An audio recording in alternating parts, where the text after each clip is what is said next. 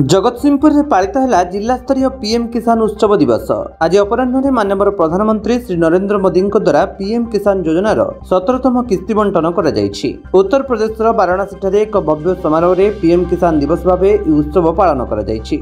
राज्य में बरगढ़ जिले में ओडिशार माननीय मुख्यमंत्री श्री मोहन चरण माझी समग्र ओडिशावासी को संबोधन कर लोकाभिमुखी नूतन सरकार सर्वदा लोकों काम करें। जिला स्तर में जिलापाल श्री अनुपम साहा अध्यक्षतार आदिकवि सारदा दास संस्कृति भवन ठारे आयोजित यह कार्यक्रम में माननीय मंत्री शिल्प दक्षता विकास और वैषयिक शिक्षा श्री संपत चंद्र स्वाई मुख्य अतिथि भाव में जोगदे कृषक मानक देशर मेरुदंड बोली अभिहित करते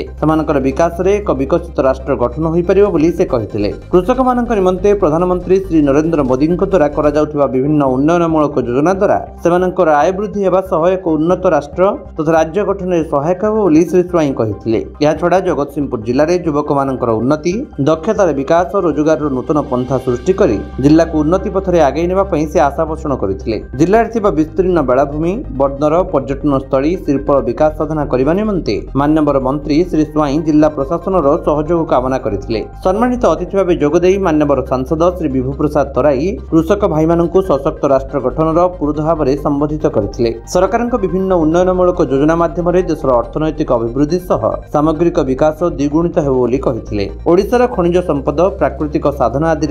उन्नत संभावना को कार्यकारी करने योजना प्रस्तुति करा सांसद कहते। जिलापाल श्री अनुपम साहा कृषक कल्याण द्वारा जिला राज्य उन्नति पथरे अग्रसर कहते। प्रकाश थाउ कि प्रधानमंत्री किसान सम्मान निधि योजना फेब्रुआरी 2019 में प्रधानमंत्री श्री नरेंद्र मोदी द्वारा आरंभ कर योजना योग्य हिताधिकारी मानक वार्षिक 6,000 टंका 3टी किस्ती माध्यम हस्तांतर कराए। जगतसिंहपुर जिले में एजावत 1,06,622 जन हिताधिकारी योजना सामिल हो सारी। योजना अंतर्भुक्त होगापी हिताधिकारी माने कृषक ओडिशा पोर्टाल रे निजर समस्त भूमिर सठिक विवरणी सहित रजिस्ट्रेशन करने को पड़िबो। आधार नंबर को बैंक अकाउंट सहित लिंक करने सह केवाईसी सह आवेदन करने को पड़िबो। जिले में आज 150 जन कृषक भाई मानू माननीय मंत्री श्री संपत चंद्र स्वाई सेमानकर 17तम किस्ती हस्तांतर करथिले। जिला स्तरीय समारोह में अन्यमानक मध्य जिला बीजेपी सभापति श्री सत्यव्रत महापात्र तीर्तोल कृषि जिला अधिकारी श्री पूर्णेन्दु शेखर आचार्य ब्लॉक कृषि अधिकारी श्री प्रभास पंडा प्रमुख उपस्थित रही। एटा दो नुआ योजना नुहे दुईटी सरकार समय आमर प्रिय प्रधानमंत्री नरेंद्र मोदी पीएम किसान निधि योजना रे वर्ष को 6,000 टंका लेखा 3टी किस्ती रे 2,000 टंका लेखा देबे ये योजनार शुभारंभ करथिले एवं 16टी किस्ती चाषी पाइथिले। आज 17तम किस्ती पाइले किंतु ओडिशार चाषी प्रकृत में पीएम किसान निधि योजना रे जतिकी अंतर्भुक्त होबा कथा गला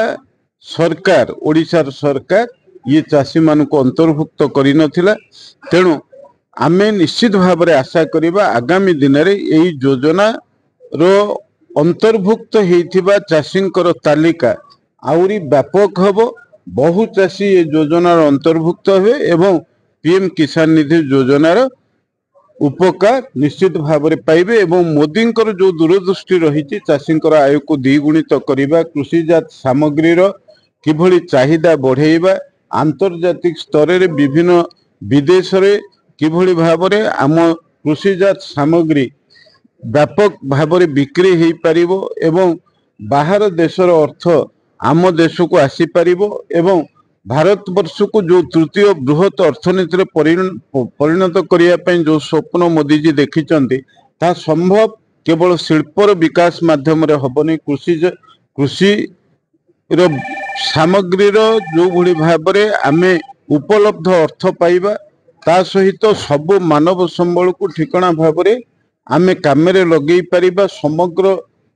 भारत वर्षर विभिन्न जाति हो वर्ग हो दलित हंतु आदिवासी हंतु पछुआ वर्गर लोक हंतु समस्त को स्वावलंबी करी भारत वर्षर अर्थनीति की सुदृढ़ करिबा भारत वर्ष को आत्मनिर्भर भारत रे परिणत करिबा एवं श्रेष्ठ भारत रे परिणत करिबा जो योजना ये योजना भितरु ये पीएम किसान निधि योजना एक चाषी मानू को अधिक उत्साहित करिबार एक योजना। आज आमर प्रिय प्रधानमंत्री नरेंद्र मोदी जी वाराणसी प्रधानमंत्री कृषक सम्मान निधि योजना रे कृषक भाई मानक आज 17तम किस्ती देले 21,000 कोटी टंकार व्यवस्था करा जायतिला एवं सबुठारु बड़ कथा हला आमर प्रिय प्रधानमंत्री तृतीय थर प्रधानमंत्री हैला परे ए तांकर प्रथम फाइल साइन कले कृषक मान पई कृषक माने हेले भारतर मेरुदंड एवं कृषक मानकर विकास नहेले विकसित भारत असंभव ताकू लक्ष्य रखी आमर प्रिय प्रधानमंत्री नरेंद्र मोदी जी प्रथम करी कृषक मानकर फाइल साइन कले एवं एही योजना माध्यम रे निश्चित भाव रे कृषक मानकर आय वृद्धि हबो तांकर आर्थिक समस्या रे वृद्धि हबो खाली प्रधानमंत्री कृषक सम्मान निधि योजना नु एमती अनेक योजना करचंती कृषि सिंचाई योजना हो मृत्तिका संरक्षण योजना हो विभिन्न योजना माध्यम रे कृषक मानक आय बढ़िया सहित तांकर आर्थिक समस्या आर्थिक स्थिति रे किपरि विकास हबो सुदृढ़ हबो सेति पई विभिन्न प्रकार पदक्षेप नैचंती आम प्रिय प्रधानमंत्री 21,000 कोटी टंका आज प्रदान करा गला आज सारा भारत वर्ष रे कृषक माने जेति योजना रे शामिल हेचंती सेमान लाभवान हेबे एवं विशेष करी एस राज्य रे जो सरकार थिला तांकर इच्छा शक्ति अभाव किछि कृषक भाई माने मध्ये योजना वंचित होइचंती आमे आगु को चेष्टा करिवु समस्त कृषक को योजना रे शामिल करिवु समस्त लाभवान होंतु तांकर आय बढ़ू आर्थिक समस्या बढ़ू कृषक मानकर आर्थिक समस्या बढ़िले निश्चित भाव में भारत आगु को जीवो विकसित भारत रो जो संकल्प अछि सेते कृषक मानकर मध्ये कृषक मानकर यदि विकास न हो विकसित भारत असंभव। जगतसिंहपुर राकेश कुमार राय रिपोर्ट विश्व विजय न्यूज ओडिशा।